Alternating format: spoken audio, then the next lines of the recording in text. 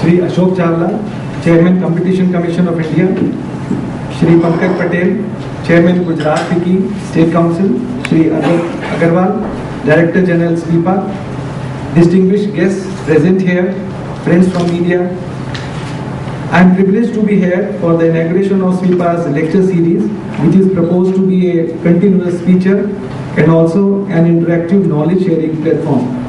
Today, Chairman Competition Commission of India, Shri Ashok Chawla, will be addressing us on the topic of competition, economic policy and common man. As we all know, India's emergence as one of the fastest growing economies in the world has been supported by the economic policies which have been initiated since the early 90s. The fruits of liberalization and ongoing reforms are now visible. However, freedom comes with accountability. With increasing liberalization and integration of the Indian economy with the global economy, responsibility of all the companies operating in the country has also increased. Therefore, there is a need for equally responsible corporate behavior. The same responsibility also lies on the shoulders of those who are working in the governments, whether it is central government or the state government. The strategy for Gujarat's development can be characterized as a 360-degree growth model, where people become the drivers of the state's development process. Big-ticket projects and FDI are all too visible in Gujarat, but so are the networks of smaller firms which have now achieved the critical mass. But most important, the government of Gujarat has provided the high standard of infrastructure and the services that most of the entrepreneurs would look across the country, but often they may not get at all the places. Competition has been the buzzword in every walk of life, whether it is industry, among service providers, job seekers, employers, and the common man. High productivity, efficient allocation of resources, increased consumer welfare through lower prices, better quality of the services and the products which are given by the manufacturers and the companies, wider choices, and accelerated economic growth are the dividends that accrue from the greater competition. A strong and effective competition policy is not a luxury to be enjoyed by only the rich countries and the developed countries, but a real necessity for the countries striving to create democratic market economic systems.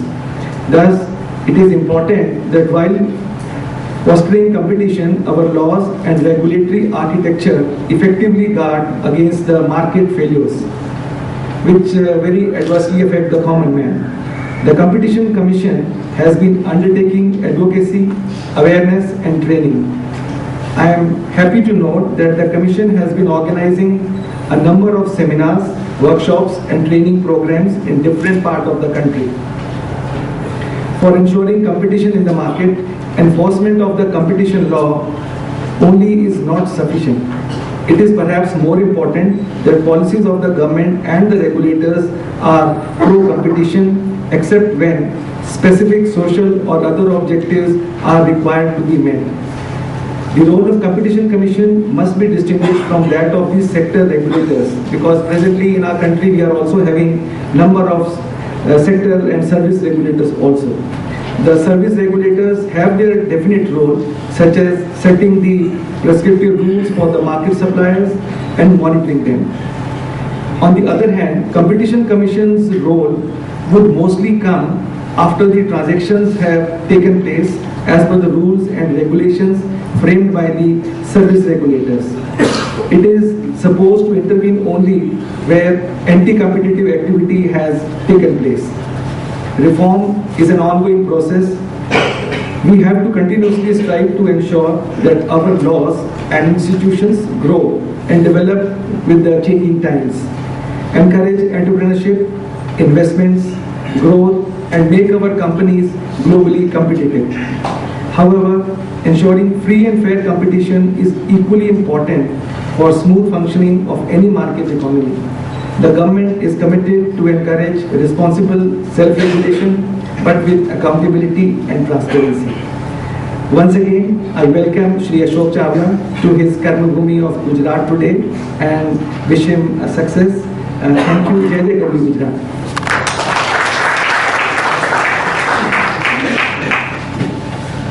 Thank you, sir. Before I invite Shri Ashok Chawla, Chairman Competition Commission of India, I will once again request you that we have given you slips for asking questions, if any, that you want to ask to the esteemed speaker. You will please pass it on to the people standing on the right, and they will pass it on to the speaker. And now welcome Shri Ashok Chawla, Chairman Competition Commission of India, to give the inaugural address in the lecture series.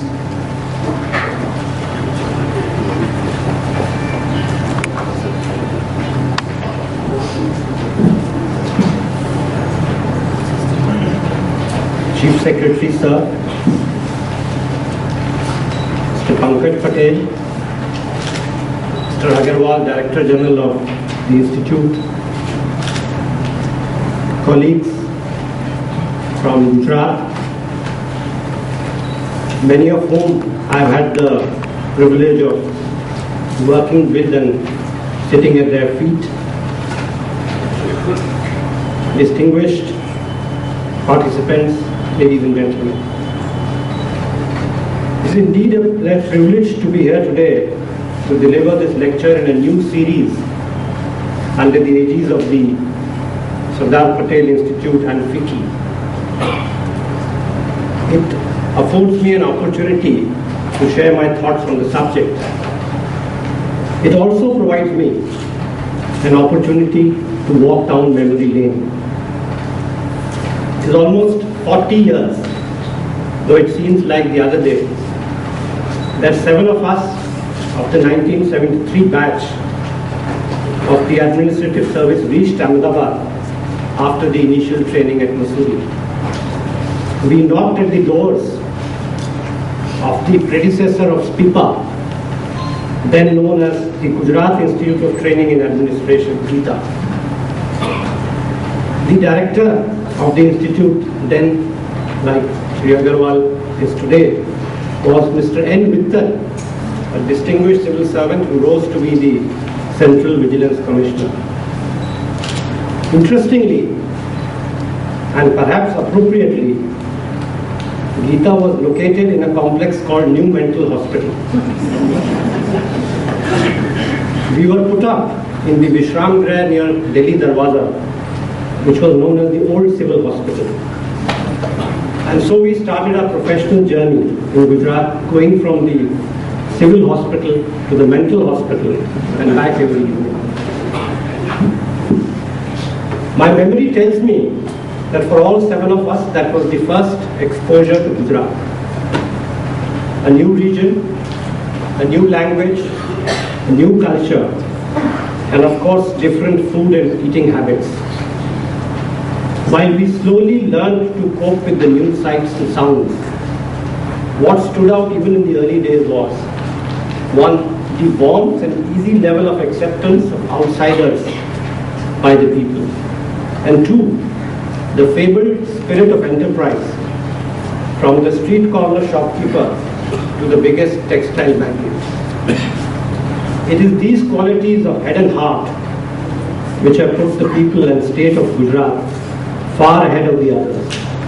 It is this that is responsible for the economic miracle on the river Sabarmati to lift from a similar expression, miracle on the river Hang, used for South Korea.